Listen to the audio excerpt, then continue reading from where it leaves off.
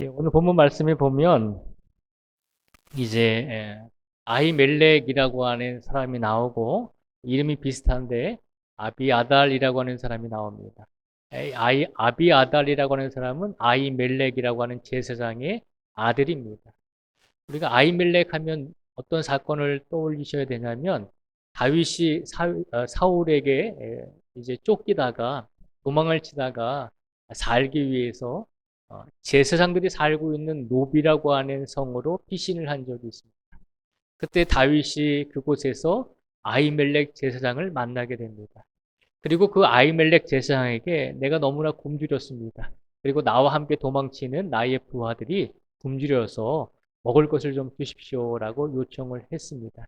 그렇게 요청했을 때 아히멜렉 제사장이 다윗에게 일반 사람들은 먹을 수 없는 진설병, 하나님께 예배 드릴 때 하나님께 드렸던 떡을 다윗과 그의 부하들에게 그 떡을 먹을 수 있게 해 주었습니다.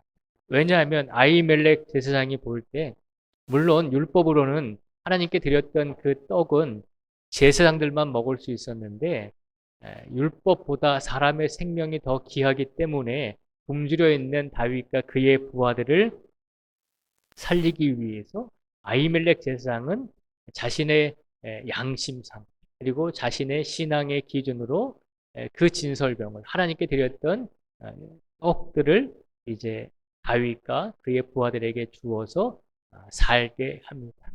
그리고 다윗이 도망을 치려고 하다 보니까 무기가 없었기 때문에 아히멜렉 제사장에게 무기를 좀 있냐고 물어서 마침 그곳에 아히멜렉 제사장이 있던 그곳에 다윗이 죽였던 골리앗 장군의 칼이 있었기 때문에 그 칼을 다윗에게 이제 주게 되는 것이죠.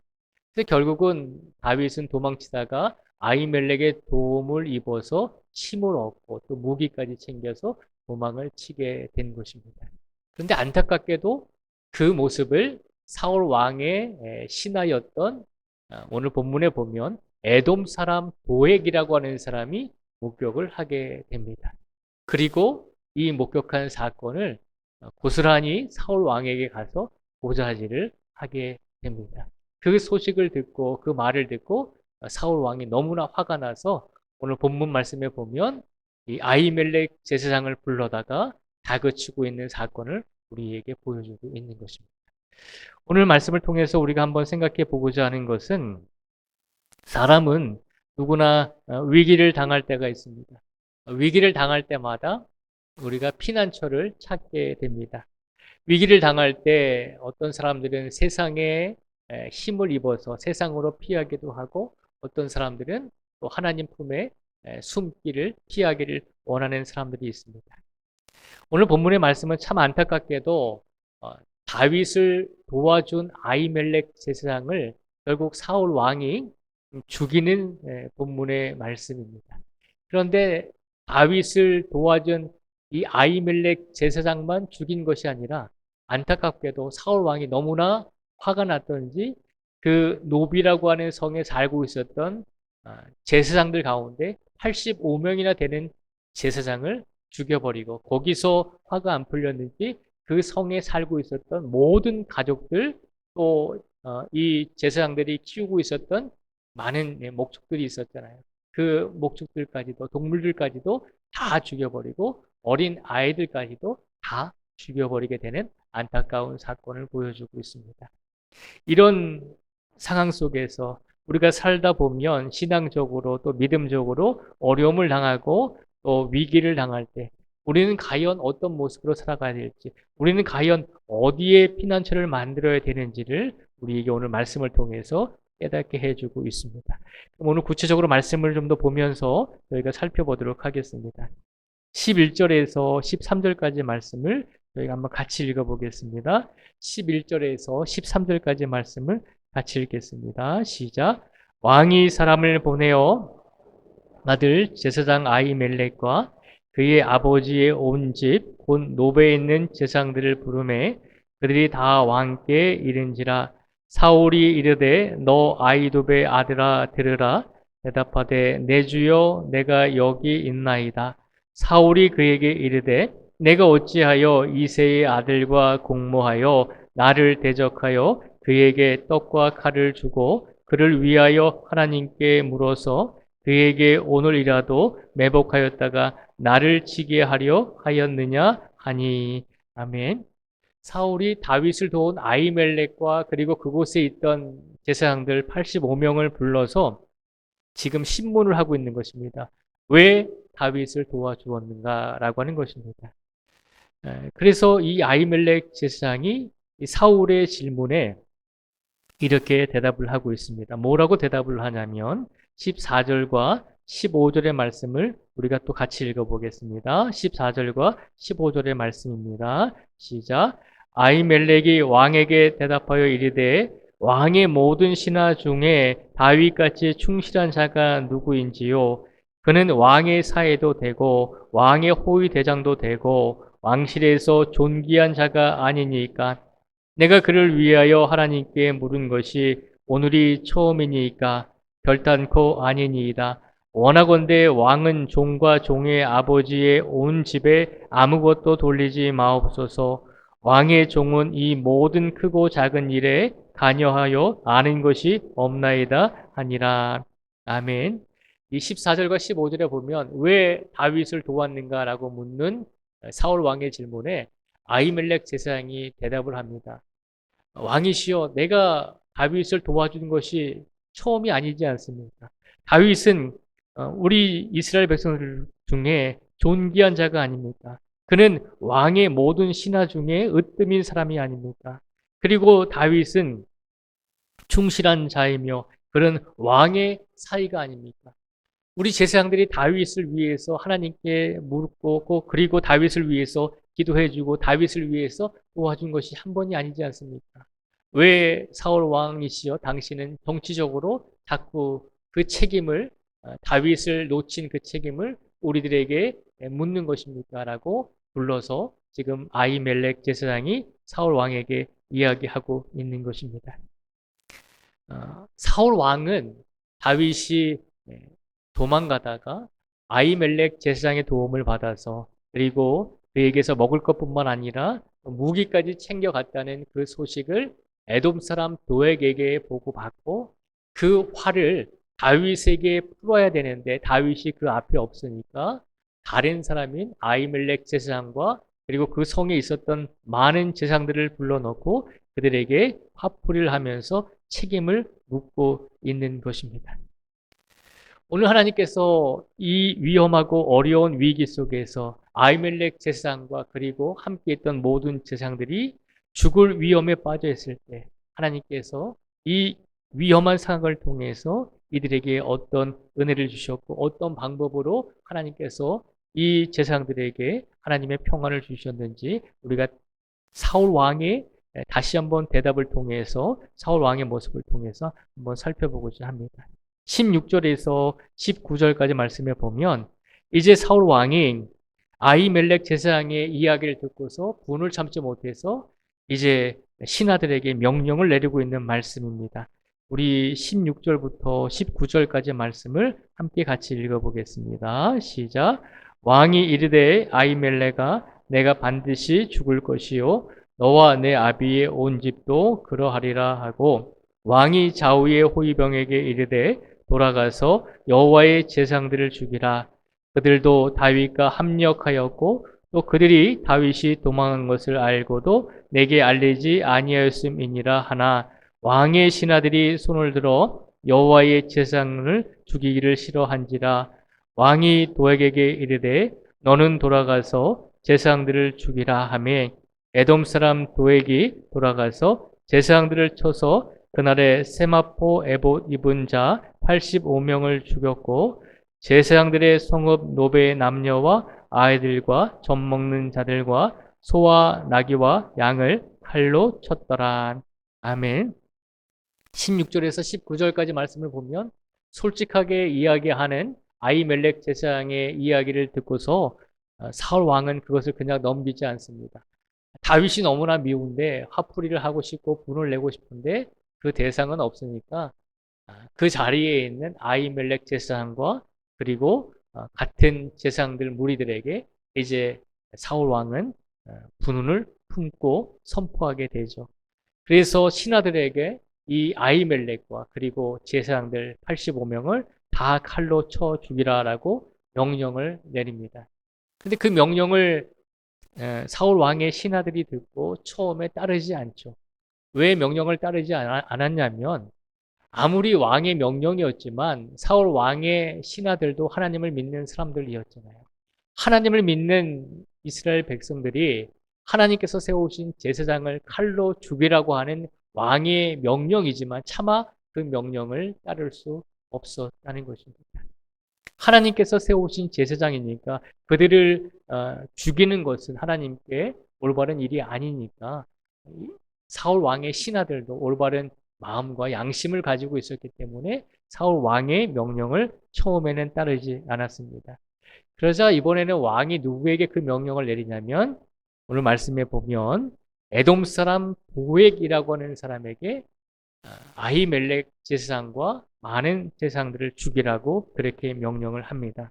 그러자 사울 왕의 명령을 듣고 에돔 사람 도액이 아히멜렉 제사장과 그리고 85명의 제사장들을 다 죽이게 되는 것이죠. 오늘 말씀에 나오는 이 도액이라고 하는 사람은 순수한 이스라엘 백성이 아닙니다. 그가 에돔 사람이라고 표현을 하고 있잖아요. 이 도액이라고 하는 사람은 이스라엘 백성이 아니라 에돔 사람이라고 하는 것입니다. 에돔 사람은 누구의 후손이냐면 에서의 후손이 민족을 이루고 나라를 세운 것이 에돔입니다. 그러니까 이 도액은 야곱의 후손이 아니라 그의 형이었던 에서의 후손이었기 때문에 순수하게 이스라엘 백성이 아니었다는 것이죠. 그래서 이 에돔 사람 도액은 사울 왕의 명령을 듣고서 사울 왕에게 잘 보이기 위해서 하나님께서 세우신 제사장 85명을 다 죽이고 그뿐만 아니라 그의 가족들과 또 자녀들 그리고 그 성에 있었던 모든 가축들까지도 다 죽이게 되는 것입니다. 안타깝게도 하나님의 일을 하는 제사장들의 가정에 이런 일들이 일어나게 되었습니다. 하나님을 믿는 그리스도인들의 가정에 이런 일들이 일어나게 된 것입니다.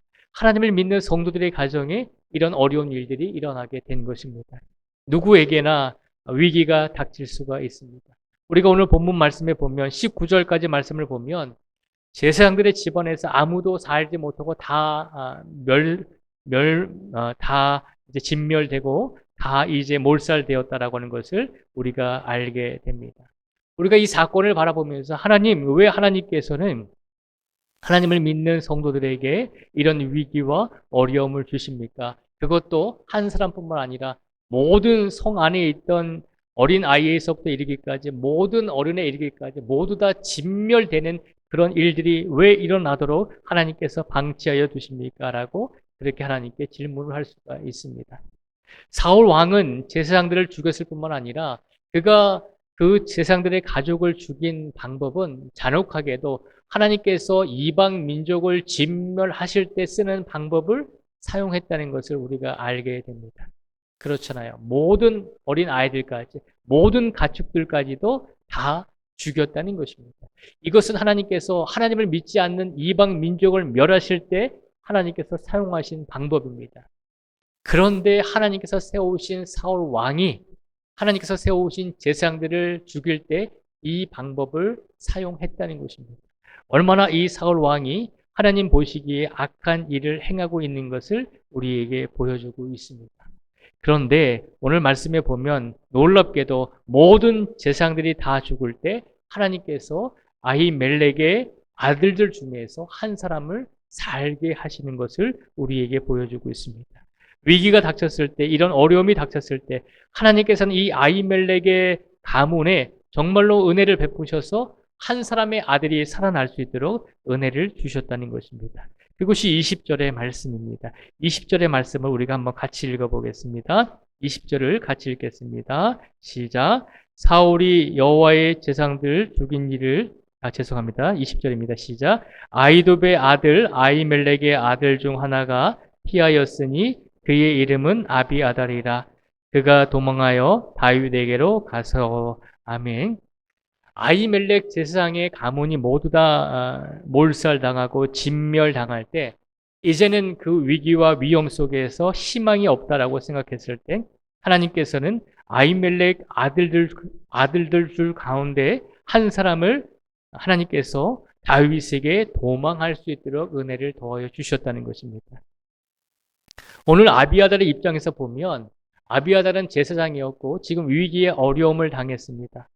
제사장이었기 때문에 어려움을 당했을 때 왕은 제사장들을 도와줄 의무와 책임이 있었습니다. 그런데 이 아비아달과 그의 가족들을 죽이고 있는 자가 누구입니까? 이 제사장들이 어려움을 당할 때 도와줘야 될 왕인 사울 왕이 오히려 제사장들을 죽이고 있다는 것입니다. 아비아달은 이 위험한 상황 속에 빠졌을 때 고민이 되었을 것입니다. 내가 지금 이 위기 속에서, 내가 이 위험한 이 상황 속에서 어디로 피난 가야 되는가? 나의 피난처가 되어줄 수 있는 곳은 어디인가라고 생각을 했다는 것입니다. 만약에 아비아달이 세상적으로 생각했으면 정치적으로 힘이 있는 사람과 또 권력을 가지고 있는 사람에게 도망을 쳤을 것입니다. 그런데 아비아달은 누구에게 도망을 쳤나요? 다윗에게 도망을 쳤다는 것입니다. 인간적으로 생각해 보면 다윗도 지금 도망자의 신세잖아요. 지금 다윗 때문에 그의 가족이 다 죽었잖아요. 아비아달의 아버지인 아히멜렉이 죽고 또 많은 85명의 제사장들이 다윗 때문에 죽임을 당했잖아요. 인간적으로 생각하면 도망자인 다윗에게 도망가는 것보다 차라리 좀 힘이 있고 세상적으로 정치적으로 능력이 있는 사람에게 내가 피하는 것이 더 나을 것이다 라고 하는 생각을 하게 되었을 것입니다. 그런데 위험하고 위기가 닥쳤을 때 어려운 상황에 닥쳤을 때 아히멜렉 가족들 중에서 유일하게 살아남은 아비아달은 누구에게 도망을 쳤냐면 다윗에게 도망을 쳤다는 것입니다. 세상의 권력 앞으로 도망치지 않고 같은 도망자의 신세가 된 다윗에게 도망을 쳤습니다. 이것이 우연이 아니라 하나님께서 아비아달의 마음을 이끌어 가셨기 때문에 이 아비아달이 다윗에게 도망을 치게 된 것입니다. 결국 다윗에게 도망을 친 이 아비아달은 다윗과 만나게 되고 그간의 모든 상황에 대해서 다윗에게 설명을 해주게 되죠. 그 내용이 21절에서 23절의 말씀입니다. 우리가 21절에서 23절까지의 말씀을 같이 한번 읽겠습니다. 시작. 사울이 여호와의 제사장들 죽인 일을 다윗에게 알림해 다윗이 아비아달에게 이르되 그날에 에돔 사람 도액이 거기 있기로 그가 반드시 사울에게 말할 줄 내가 알았노라. 내 아버지 집에 모든 사람 죽은 것이 나의 탓이로다. 두려워하지 말고 내게 있으라. 내 생명을 찾는 자가 내 생명도 찾는 자니 내가 나와 함께 있으면 안전하리라 하니라. 아멘. 아비아달이 다윗에게 도망쳐서 도망자의 삶을 살고 있는 다윗에게 도망쳐서 그간의 일을 이야기합니다. 사울 왕이 나의 아버지 아히멜렉과 그리고 제사장 85명을 당신을 도왔다는 것 때문에 모두 다 죽였습니다. 내가 어디로 피난할까 고민하고 내가 생각을 하다가 하나님께서 나에게 마음을 주셔서 비록 도망자인 다윗이지만 내가 당신에게로 오는 것이 맞았기 때문에 당신에게 피난해 왔습니다. 라고 그렇게 고백을 합니다. 그랬더니 다윗이 아비아달에게 이야기하죠. 너는 나와 함께 있으라. 두려워하지 말라라고 이야기를 합니다. 다윗도 도망자의 신세였잖아요. 자기 목숨, 한 목숨 구지하는 것도 힘든 상황이었잖아요. 그럼에도 불구하고 자기에게로 도망쳐온 아비아달에게 다윗은 뭐라고 얘기합니까? 너는 나와 함께 있으라. 두려워하지 말라는 것입니다. 다윗이 왜 이렇게 아비아달에게 이야기했을까요? 다윗은 비록 도망자의 신세였지만 그에게는 하나님이 함께 하시고 계셨기 때문입니다. 다윗은 위험과 어려움에 빠져 있을 때 세상의 힘과 세상의 권력에 숨으려고 했지만 세상의 정치적인 힘과 세상의 권력자들에게 도움을 청하려고 피난처를 찾으려고 갔었지만 그곳이 피난처가 되지 못한다는 것을 깨닫고 하나님의 말씀에 따라서 지금 다른 곳으로 도망을 치면서 생활을 하고 있는 것입니다. 이런 상황 가운데 아비아달이 다윗에게 왔을 때 다윗은 자신 있게 그 아비아달에게 이야기할 수 있었습니다. 하나님께서 나와 함께 하시니 나에게 온 너 아비아달도 하나님께서 분명히 함께 하실 것임을 기억하라는 것입니다. 하나님이 우리와 함께하고 계시니 네가 세상으로 피난 가지 않고 하나님과 함께 있는 우리에게로 도망왔으니 걱정하지 말라는 것입니다. 비록 우리가 도망자의 신세고 비록 우리가 이렇게 동굴에 숨어서 살아가고 있지만 하나님이 우리와 함께하고 계시니 걱정하지 말라는 것입니다.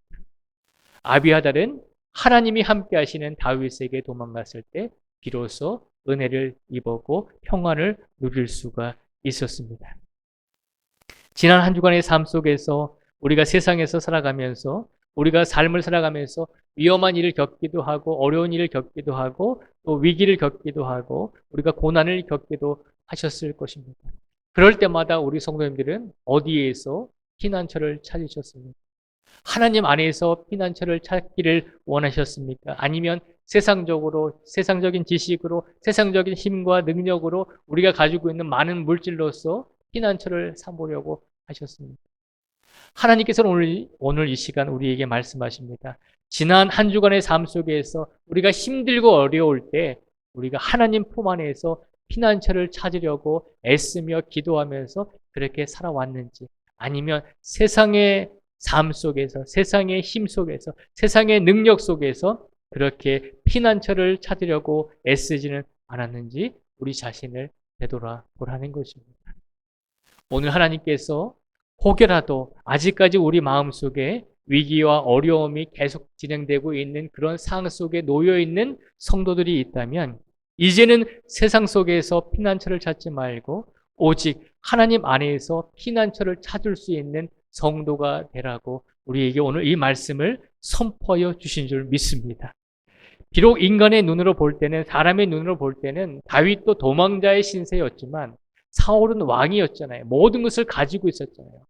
그런데 놀랍게도 하나님은 누구와 함께 하셨습니까? 왕이면서 이스라엘에서 모든 부와 권력을 가지고 있는 사울 왕에게 하나님이 함께 하신 것이 아니라 비록 도망자의 신세였지만 끝까지 하나님을 붙들고 살아가는 다윗에게 하나님이 함께 하셨다는 것입니다. 우리가 그것을 알아볼 수 있는 영적인 성도가 되기를 하나님께서 바라고 계신 줄 믿습니다. 어떤 위험과 어떤 어려움이 찾아올지라도 우리는 하나님이 계신 곳으로 피난처를 삼아야 된다는 것입니다.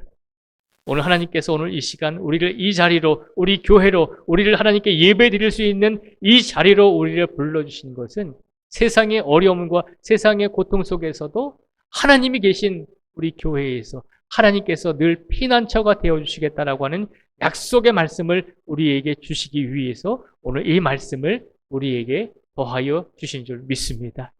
아비아달은 위기와 위험을 닥쳤을 때 어려운 상황에 놓여있을 때 세상에 피난처로 가지 아니하고 하나님이 계시는 곳으로 피난함으로 하나님께서 주시는 참된 평안을 얻게 되었습니다.